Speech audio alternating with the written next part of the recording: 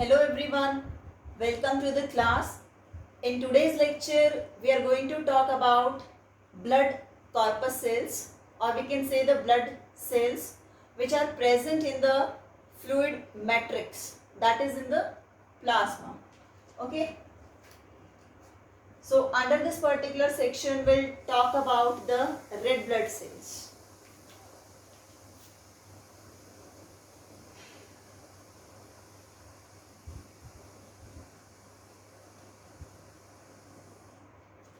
Blood corpuscles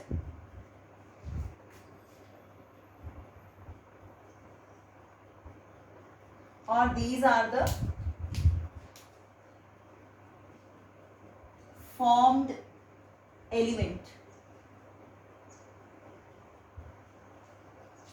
which are going to form near about 45% of the blood. Rest 55% is plasma. So these blood corpuscles are of three different types. The erythrocytes, okay, then leukocytes, and the third one are platelets. Got it?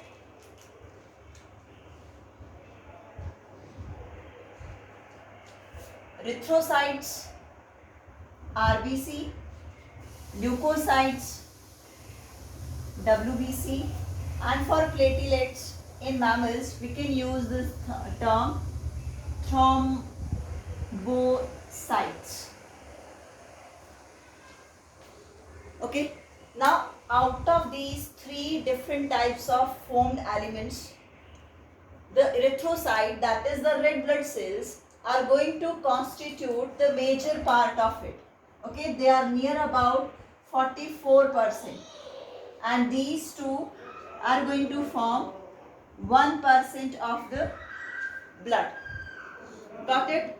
Now one important thing. Here we are saying this term corpus cell. We can use the term cell also.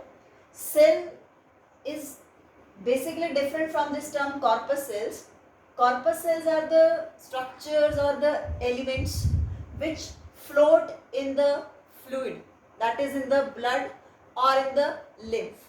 So for them we can going to use the term corpus cells. Okay, cells are the basic structural and functional unit of life, but the cells which are floating in the blood and in the lymph, for them we can use the term corpus cells. Got it? So we have three different types of cells which are present in the matrix of the blood, that is in plasma: erythrocytes, leukocytes, platelets, and which are present in more amount, that is erythrocytes, red blood cells, and very less part is of WBC and thrombocytes. So under this particular lecture we will talk in detail about the red blood cells.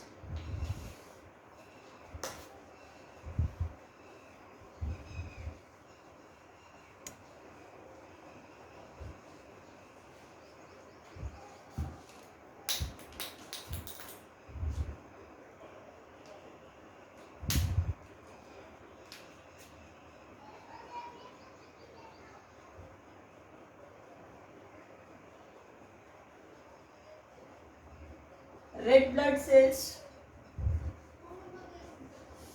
RBC. Now these red blood cells can also be termed as erythrocytes, that is due to the red color of it. So the red blood cells, as I have told you, they are going to form the major part of the formed element. They contain a red color pigment, hemoglobin. hemoglobin. Okay, due to the presence of this hemoglobin in the RBC, the color of the blood is going to appear red. Got it? Next thing, when we are going to talk about the red blood cells, over here, these are the, as I have told you, most abundant cells of blood.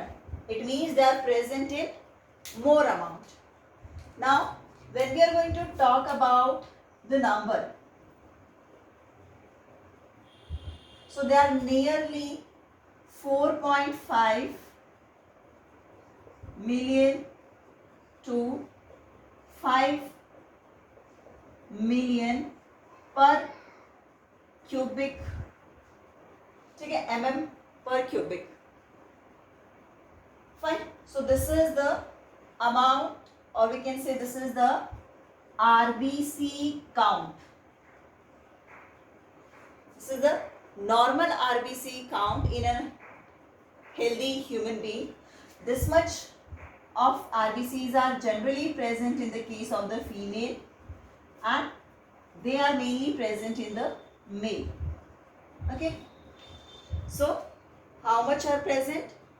Near about 4.5 million to 5 million of the RBCs are present in the in the blood.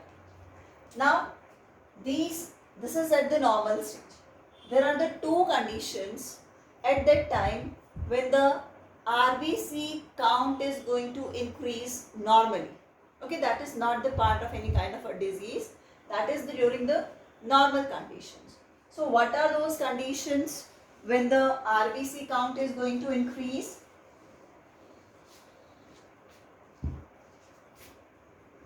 RBC count can increase normally in two conditions. So what is the first condition? That is during the regular exercise. Okay, and the next condition is at the higher altitude. So during these conditions, the count of the red blood cells increase in the body, and how it is going to increase? From the kidneys. Okay, from kidneys, a chemical is secreted, erythropoietin.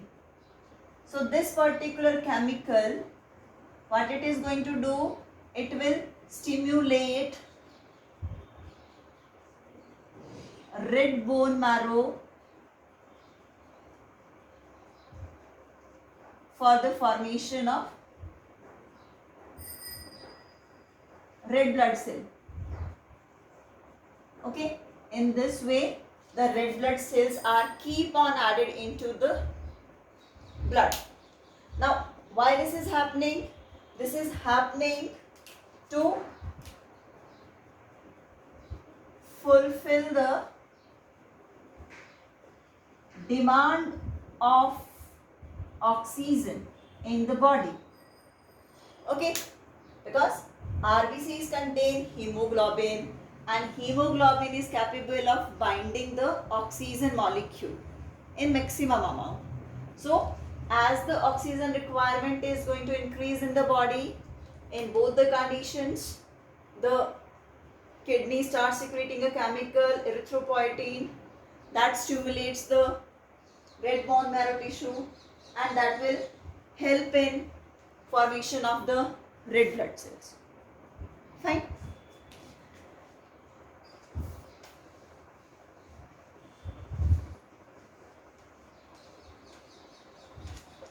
Now, when we talk about the lifespan of the red blood cell,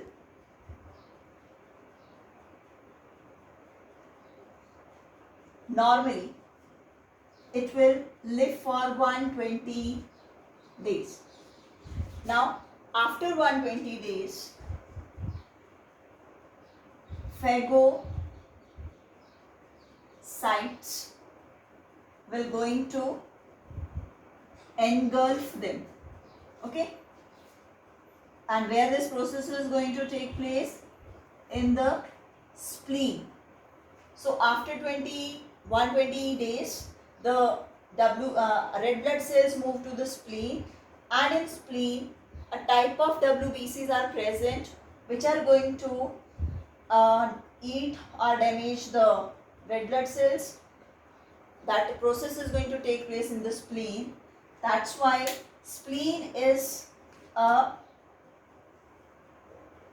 graveyard for RBC. Okay, this is acting as a graveyard for RBC.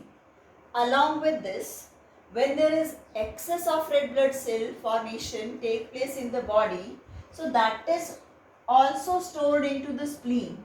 Okay, excess RBC stored in spleen. So for this particular thing, it acts as a blood bank, or we can say bank of the RBCs. Got it?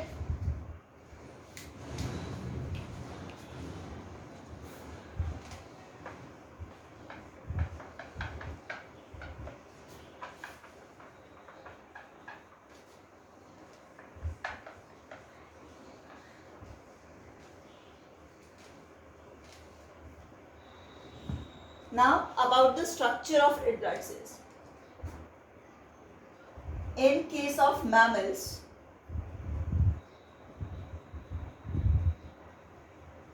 red blood cells are enucleated.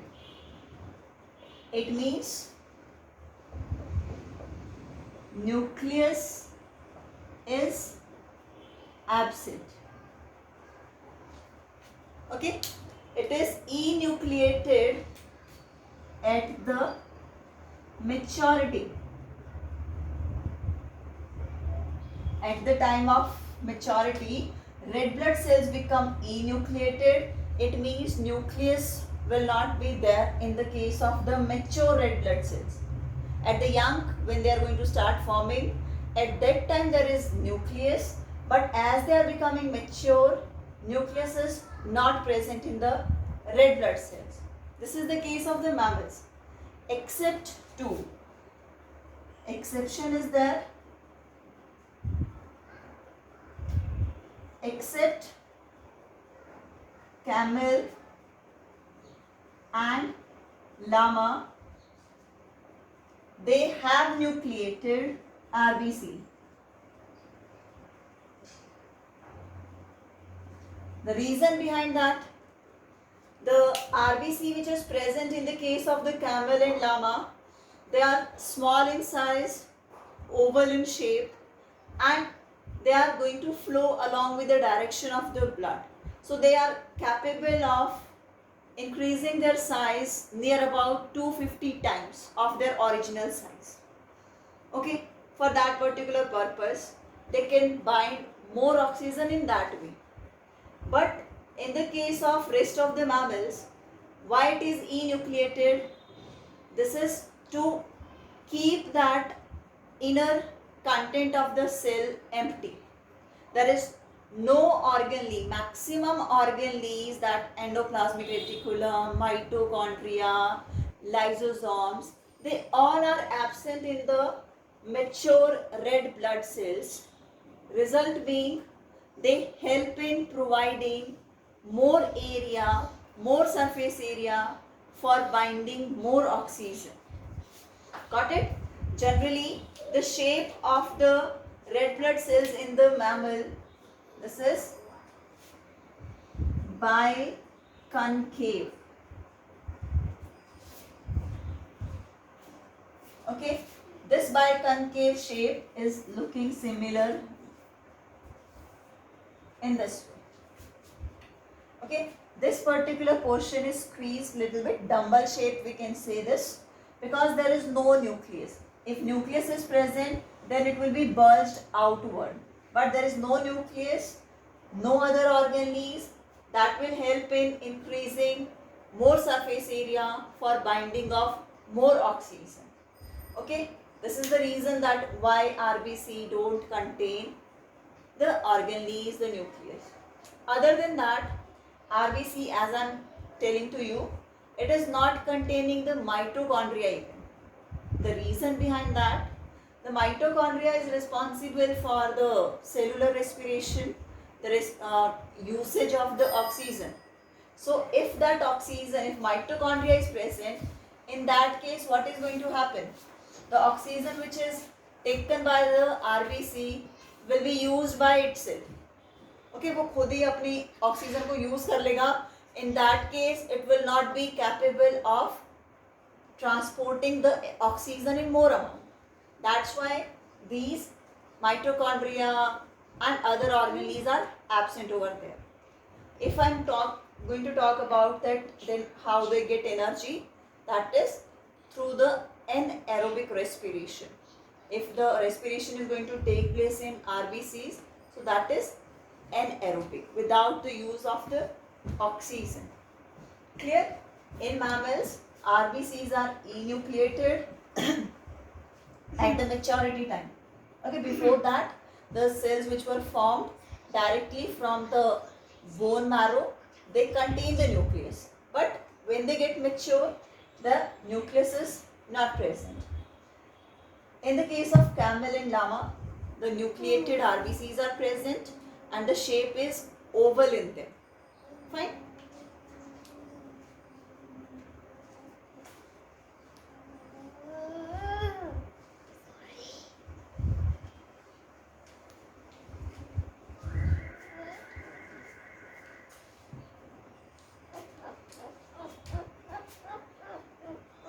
Formation of